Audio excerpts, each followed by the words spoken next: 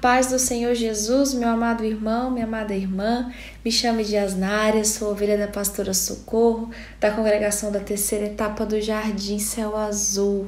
E para a honra e glória do Senhor, estamos aqui em mais uma grandiosa oportunidade dada ali pela liderança da nossa igreja para estarmos aprendendo um pouco mais da palavra do Senhor.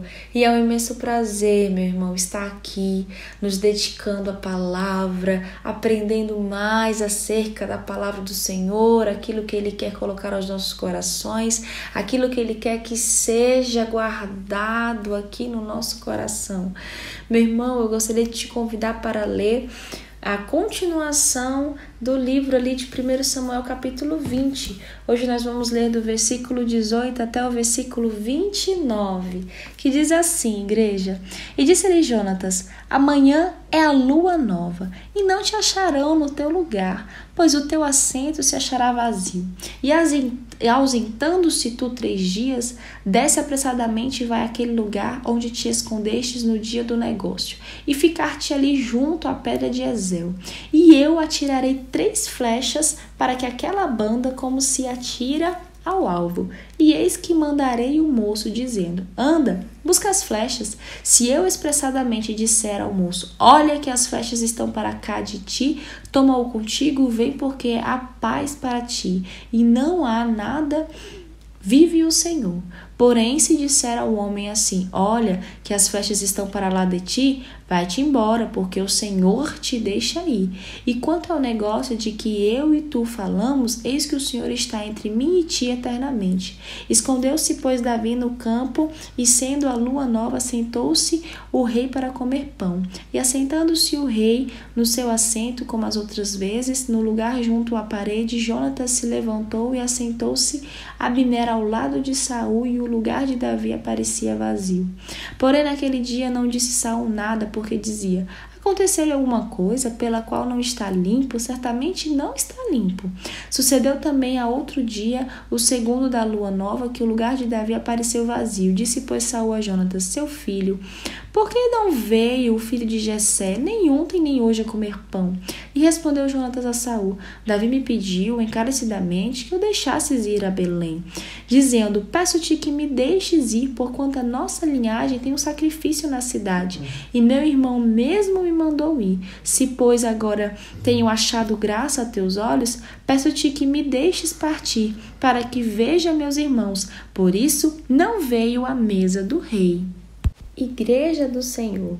Jonatas, ele ofereceu-se para ajudar de qualquer modo que o amigo sugerisse, e daria-lhe propôs um teste simples para determinar que Saul sentia de fato por ele.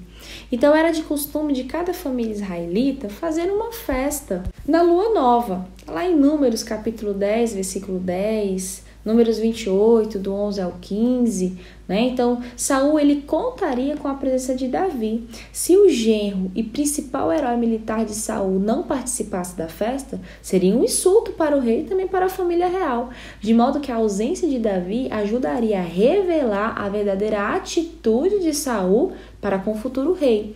Caso Saul se enfurecesse, a avaliação de Davi seria confirmada, mas se Saul aceitasse a ausência do genro e não insistisse na questão, Jonatas estaria certo. O único problema desse plano é que Jonatas precisaria mentir e dizer que Davi havia ido a Belém, a fim de participar de um banquete com a sua própria família.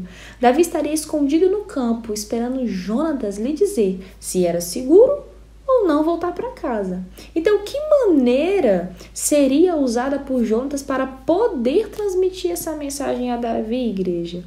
Não poderia confirmar num dos servos para dar o recado, de modo que, apesar do perigo, ele próprio teria de servir de mensageiro. Jonatas criou um plano simples, no qual atiraria 3 flechas no campo, onde Davi estaria escondido, lá no versículo 20. Então Jonatas chamaria o rapaz que o estava ajudando e disse desse modo que daria a Davi um sinal. Ele diria o que fazer. Mesmo se os espias de Saul estivessem por perto, não entenderia o que estava acontecendo, o que estava se passando ali naquele momento. Então, igreja, aqui nós vamos ver que foi feito os planos para notificar a Davi da reação de Saul. Em relação ao que, igreja? A ausência de Davi. Então, dentro de 3 dias, ambos iriam àquele lugar onde te escondestes no dia do negócio. Lá no versículo 19. Muito provavelmente o campo mencionado lá no capítulo 19, versículo 2 e 3. Então a frase no dia do negócio foi interpretada como no dia dos acontecimentos. E a pedra de Ezel, que está lá no versículo 19, literalmente significa o que, igreja? A pedra da partida. Ela era possivelmente uma predição do fato de que Davi seria forçado a fugir. Então criou-se um sistema de sinais que pareceria bastante inocente a qualquer pessoa que visse a cena. Então ali, igreja, Jonatas enviaria um rapaz para recolher as flechas que ele atiraria, e se ele gritasse ao rapaz: olha que as flechas estão para cá de ti. Isso seria um sinal de quê? De que tudo estava bem.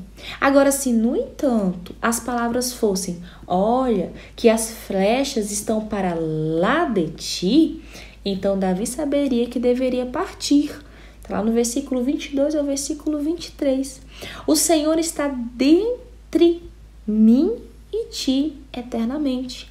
É a frase usada por Jonatas lá no versículo 23. É uma forma habitual e solene de firmar um acordo. Era assim que eles firmavam um acordo naquela época, tá? Quando houve a reunião do banquete do rei, Saul percebeu que o lugar de Davi estava vazio, mas nada disse sobre isso ao pensar: ele não está limpo. Versículo 26. A lua nova, o que era essa lua nova? Ela era uma festa religiosa e as regras para a limpeza cerimonial prevaleceriam. Então, o que Saul pensou? Que Davi não estava limpo, né? Então, Jonatas, ele se levantou e assentou-se Abner ao lado de Saul, lá no versículo 25. A Septuaginta diz que Jonatas se sentou em frente a Saul e Abner ao lado de Saul. Então Joséfo, ele interpretou o quê? Que Jonatas se assentou à direita de Saul e Abner do outro lado, igreja. Então no segundo dia, entretanto, Saul perguntou a Jonatas sobre o desaparecimento de Davi. Aí Jonatas respondeu como planejado, né? E acrescentou somente que Davi tinha pedido permissão para ir à realização do sacrifício de sua própria família devido à insistência de um irmão mais velho. É isso que ele vai falar, tá bom, igreja? Tá lá no versículo 27 até o versículo 29. Então a reação de Saul, ela não deixou dúvidas na mente de Jonatas quanto às verdadeiras intenções de seu pai. Então, igreja, essa festa da lua, ela envolvia um sacrifício a Deus. E os que estivessem presentes à festividade, eles deveriam estar cerimonialmente limpos segundo as leis de Deus. Está lá em Êxodo, capítulo 19, versículo 10, Levítico 15, Números 19, do 11 até o 22. E isso vai nos dizer o quê? Que estar limpo envolvia o quê, igreja? Lavar o corpo e as suas vestes. Então, antes de se aproximar de Deus para oferecer um sacrifício, a limpeza externa simbolizava o desejo interno de um coração purificado e um relacionamento correto com Deus. Então, hoje em dia, os nossos corações, eles são purificados pela fé em Deus e pela morte de Jesus Cristo em nosso lugar lá na cruz. Pela leitura e a obediência, igreja, à palavra do Senhor. Está lá em João, capítulo 17, versículo 17.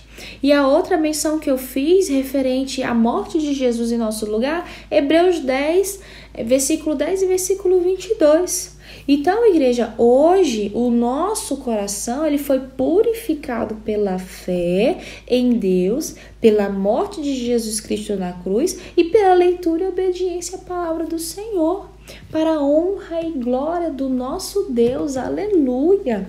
Nós estamos aqui quase finalizando esse capítulo. Então, no próximo áudio, amanhã, o irmão já vai conseguir finalizar o capítulo 20 de 1 Samuel.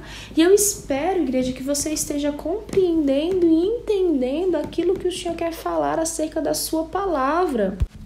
Nesse momento, eu desejo que Deus abençoe a sua vida, Que Deus abençoe a sua casa.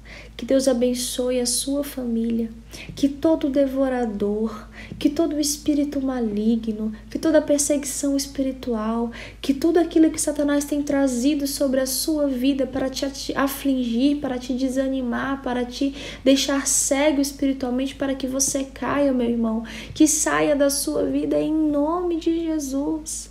Que neste momento as suas forças sejam restauradas, que nesse momento Deus possa tocar do alto da sua cabeça a planta dos seus pés, que você se sinta renovado, que você se sinta forte. Irmãos, Davi ele foi perseguido e nós estamos vendo o quanto que Saul foi atrás de Davi, quantas vezes Deus não livrou ali Davi da morte, porque Saul queria levar aquela vida.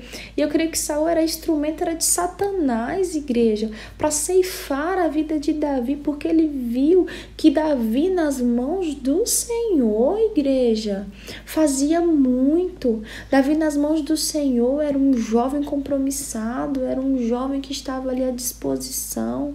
Davi ele cresceu na presença do Senhor e ele fez a obra de Deus e ele ouvia a voz do Senhor. Então, igreja, que Deus te abençoe, derrame graça sobre a sua vida. Em nome de Jesus. Amém.